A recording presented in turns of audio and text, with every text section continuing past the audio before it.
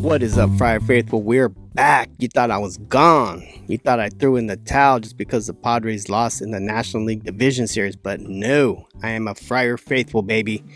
We're keeping it all the way live for 2025. And we're just going to come on here and do a quick recap of everything. Well, not everything, but we're going to do a quick recap on basically what has happened since I've been gone. My last episode on this, I do baseball card rips as well, so check out that playlist. But the last time I was on here was the game before the NLDS. We won 2. We only needed one more and we could have gone on to the NLCS, but that is not the way history happened. Everything's kind of been downhill since then. Just kidding. No, things have not been great. We haven't really made any major moves in terms of picking up free agents, which that's not going to happen just because free agents are really expensive and the Padres are not going to spend that money.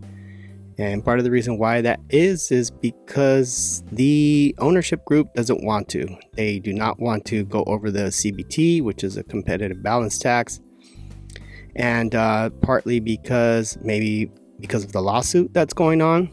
Sheel Siedler, if you haven't heard, sued Peter Siedler's 2 brothers who are now in charge of the trust, and the trust decides who the control person will be. At the moment it is Eric Katsenda, but they have chosen their brother John Siedler. So the Padres are basically still under control of the Siedler family.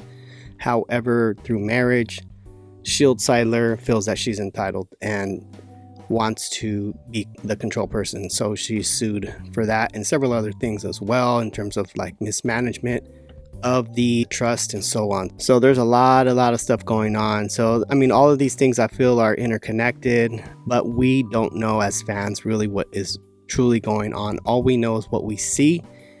And what do we see is that the Padres have not made any moves. They haven't spent any money in terms of adding to the payroll. They did come to an agreement with 5 players: Dylan Cease, Luis Suarez, Adrian Morejon, and I can't remember who the 4th person was, but they didn't come to agreement with the 6th person. So they did come to agreement on 5 other players, not Michael King. So yeah, things are crazy. That's what we see. You know, we're just making our judgments based on evidence that we can prove, and this is all we have so far. Not much has happened.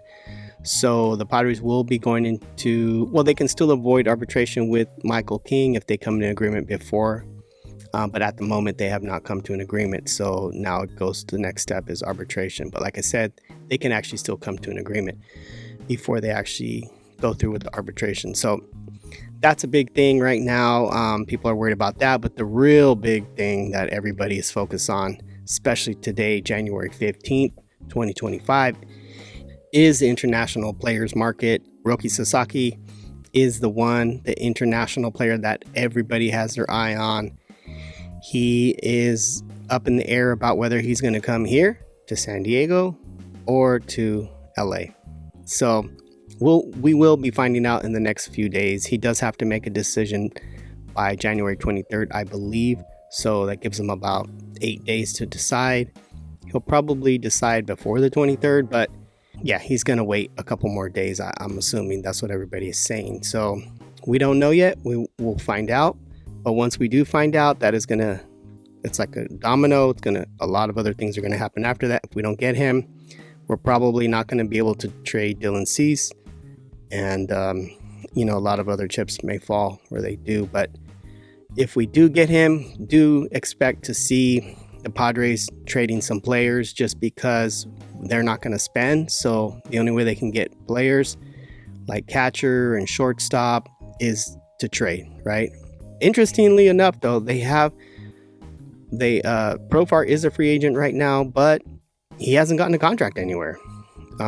People have seen him working out with Tatis in the DR, but it doesn't really mean anything. He can still go wherever he wants to. So that's actually a good thing for the Padres, because in the past when this situation has happened, Last time Profar was holding out. He wanted more money. Padres didn't want to give it to him. He ended up with the Colorado Rockies, and that didn't turn out very well. So he might be willing to be a little bit more flexible, especially as we get closer and closer to spring training. If he doesn't have a deal, he might accept whatever the Padres are willing to pay him. But the Padres, I'm telling you, man, they do not want to spend right now. They let Kyle Higashioka go. I think he got a 1-year contract over in Texas. He didn't, he's not getting paid that much money. So they're not willing to spend very much. And so, you could be seeing Profar going. Kim, another free agent, also could be going, although he's injured, so he wouldn't really be able to help us out anyways this season. I think he's expected to come back during the season, but really late. We need a shortstop right now, but who knows? Who knows what Kim is willing to accept? Luis Arraez, he's, we came to an agreement with him, so he's sticking around, but we could trade him again just to kind of free up some money. I think he's getting paid $17 million or something like that. Free up some money to get some other players and put somebody else at first. So we have signed a lot of minor league players.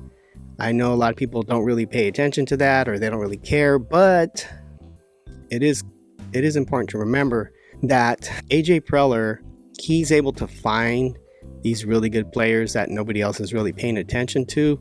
So some of these players that we picked up, we might be ignoring them, but they actually might be able to make a pretty good contribution to the team. So don't be surprised if they call up one of these guys to fill in one of these spots, either at shortstop, first base, or left field if we lose any of those position players. So I'm super excited, everyone. One thing I have noticed that the Padres have not announced the giveaways for 2025 yet, which is, I don't know if this is weird. I'm not sure when they usually do it, but maybe around spring training, partially because, they're not going to make a bobblehead of a player that they got rid of. It's kind of like a waste of money. So they might be waiting until closer to like spring training, which starts in February. So expect to see the giveaways for 2025 coming up next month. So we got about another month or so.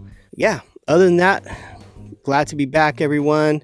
I got a lot of hate from Dodger fans on my channels. If you're a Padres fan and you're here for this, please leave a comment. Please hit the like button. Please subscribe, just because I'm tired of Dodger fans trolling me. So if you're a Dodger fan, tired of you, do not leave any comments in the comment section if you're a Dodger fan. All right. Anyways, I do want to send out my sympathies to the Los Angeles community for all that they've gone through these last few days, and I don't think it's stopped. The wind kind of picked up yesterday, so things have been crazy in LA. Sports aside, baseball aside, I still have, I have a lot of friends that live in Los Angeles, so my thoughts are out there for you guys. But once it comes to baseball, it's on, baby. So thanks for watching. Hope you all enjoy this. This was a short episode, but there will be more, because if Sasaki signs in the next few days, I'll come back here and make another episode. So thanks for watching, everybody. Peace.